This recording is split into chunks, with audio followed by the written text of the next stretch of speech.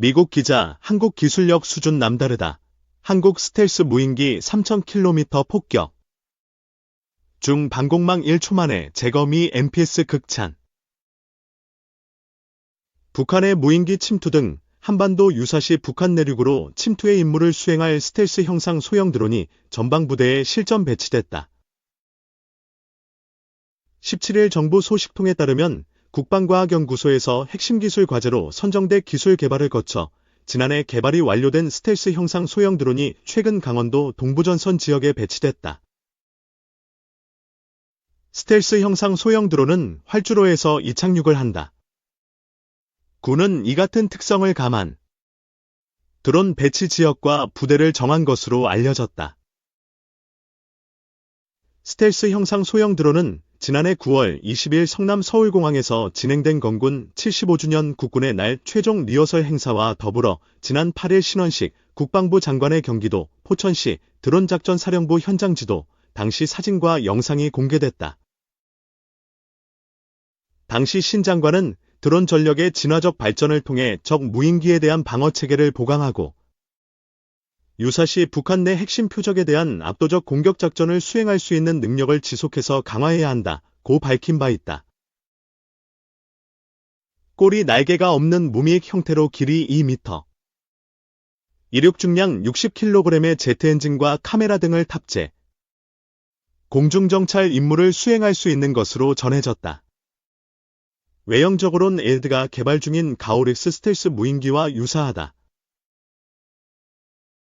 적의 레이더에 탐지될 확률을 낮추는 스텔스 기술을 적용. 비가 시선 지역까지 장거리 비행을 실시해 내륙 지역에 있는 북한 전략시설을 찍을 수 있다. 자동 비행 기능을 활용해 사전에 입력된 경로에 따라 목표 지역으로 비행한다. 스텔스 형상 소형 드론은 북한 무인기 위협에 맞설 드론 작전 사령부의 핵심 전력으로 사용될 예정이다. 앞서 윤석열 대통령은 2022년 12월 북한 무인기가 서울 용산 대통령실 상공까지 침투하자 합동드론 부대의 조기 창설, 스텔스 무인기 및 소형 드론 연내 생산 등을 지시한 바 있다. 군은 스텔스 형상 소형 드론을 운용하면서 얻은 경험을 토대로 성능 개량을 진행한 뒤 군집 드론과 자폭 드론을 비롯한 신형 드론의 개발 실전 배치를 지속적으로 추진해 드론 작전 사령부의 전력을 강화할 방침이다. 한국군 2022년 두 차례 북에 무인기 보내, 평양 무인기는 확인 불가. 앵커. 한국군 당국은 지난 2022년 두 차례 북한에 무인기를 보낸 적이 있다면서도 지난해 10월 평양 상공에 무인기를 보냈는지 묻는 질의에 대해서는 확인해 줄 수 없다는 기존 입장을 고수했습니다. 서울에서 한도영 기자가 보도합니다. 한국합동참모본부는 13일 북한은 그동안 10여 차례 무인기를 한국에 보내왔고 군은 2022년 12월 두 차례 무인기를 북한에 보냈다고 밝혔습니다. 이성준 합참공보실장은 이날 정례 기자 설명회에서 2022년 12월 두 차례 북한에 무인기를 보냈던 것은 정상적인 군사활동이라며 이같이 밝혔습니다.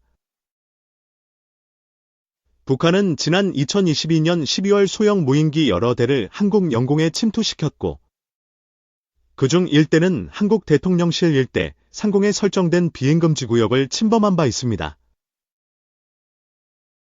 다만 이 실장은 지난해 10월 평양 상공에 무인기를 보낸 것이 한국군 당국인지 묻는 질의에 대해서는 확인해 줄 수 없다는 기존 입장을 유지했습니다.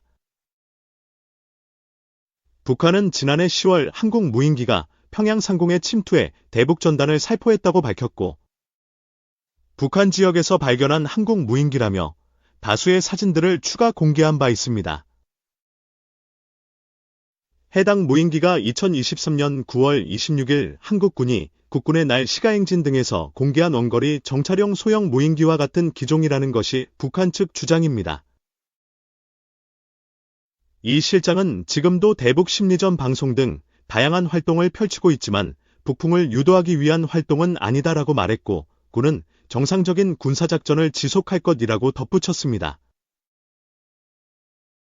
이런 가운데 한국 국방부는 이날 기자들에게 배포한 입장문을 통해 한국 정치권 일각에서 제기하는 이른바 북풍 공작 의혹에 대해 부인했습니다. 국방부는 입장문에서 최근 군의 정상적인 군사활동에 대해 일각에서 북한의 도발을 유도하기 위한 것으로 왜곡하는 경우가 있다며 이 같은 행위가 잠보 불안을 야기하고 군의 군사활동을 위축시키고 있다고 비판했습니다. 국방부는 이어 북한은 2023년 말 일방적으로 9.19 합의 전면 파기를 선언하는 등 4천여 회 이상의 위반 행위를 자행해왔고 지난해 5월부터는 오물풍선을 살포하는 등 무분별한 도발을 지속해왔다며 군의 9.19 합의 효력 정지와 대북 확성기 방송 재개는 지극히 정상적인 조치라고 설명했습니다. 국방부는 특히 북한의 오물풍선에 대해 낙하 후 수거라는 일관된 원칙 아래 대응해왔으며 국민의 생명을 심각하게 위협할 경우 단호한 군사적 조치를 경고하며 대비해왔다며 원점 타격을 통해 북한의 도발을 유도하려고 했다는 일각의 주장은 결코 사실이 아니다라고 강조했습니다. 최근 한국의 제1야당인 더불어민주당 등 야권은 윤석열 한국 대통령, 김용현 전 국방부 장관 등이 비상계엄을 정당화할 수 있는 상황을 마련하기 위해 북한의 무력 남침을 유도하려고 했다는 의혹을 제기하고 있습니다. 민주당 등 야당은 지난 9일 내란 특검법을 재발의하며 윤 대통령이 대북 확성기 가동, 평양 무인기 침투,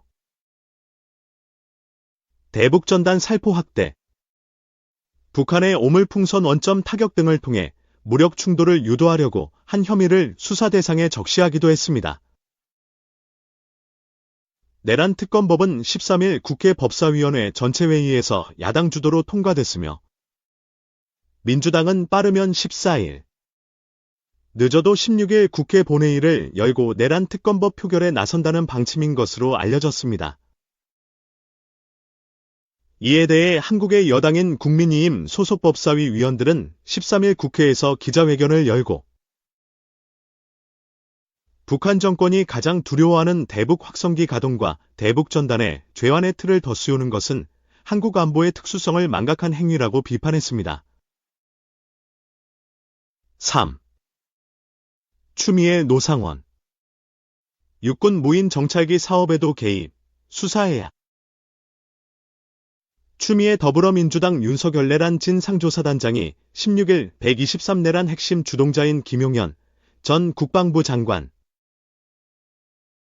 노상원 전 정보사령관, 여인영 방첩사령관, 김용군 예비역 대령 은 방위산업을 고리로 한 경제공동체라고 주장했다.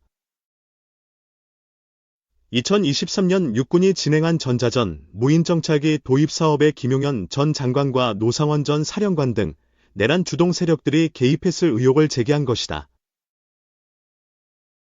추 단장은 이날 국회에서 열린 내란 진상조사단 회의에서 군 내부 제보와 국방부 자료를 토대로 2022년 말 김용현 당시 경호처장의 영향력으로 국가정보원 예산 500억 원이 육군 전자전 무인 정찰기 사업 예산으로 편성 추진됐다고 밝혔다. 당시 이 예산은 김용현 처장 꼬리표 예산으로 불렸다는 게 추 단장의 주장이다.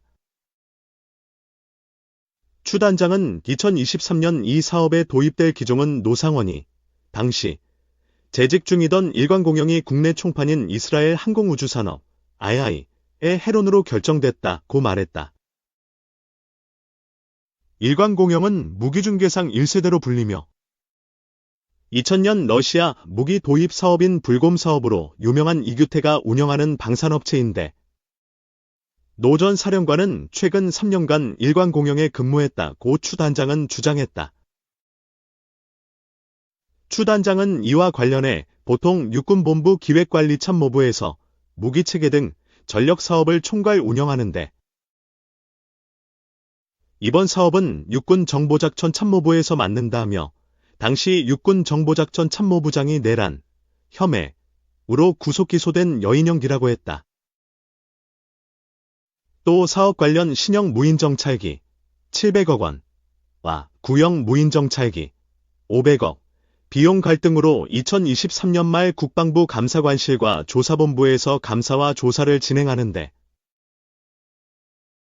조사본부에서 오래 근무한 김용군 전 조사본부 수사단장이 무마해서 무사히 넘겼다는 의혹이 있다고 했다.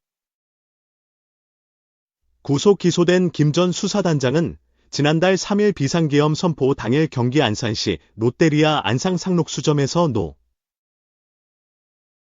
전 사령관 등과 만나 계엄사령부 합동수사본부에 설치하려고 했던 노 전 사령관의 사조직 제2수사단 구성을 논의한 혐의를 받는다.